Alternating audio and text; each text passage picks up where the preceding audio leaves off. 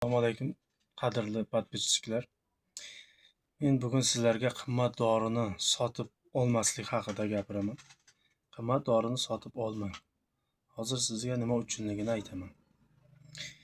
Ko'p odamlar o'ylaydi, qimmat dori demak yaxshi, lekin bu har doim to'g'ri emas. Aptekada bir xil tarkibli dorilar bo'ladi. Faqat boshqacha narxi esa 3-5 barobar qimmat. Masalan, siz brend uchun to'layapsiz, lekin oddiy arzon variant ham xuddi shunday ta'sir qiladi. Bu analog dorilar deyiladi. Shuning uchun har doim so'rang, arzon analogi bormi?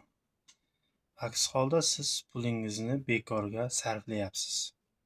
Agar shunday foydali maslahatlar kerak bo'lsa, kanalga obuna bo'ling. Keyingi videolarda aniq misollar ko'rsataman.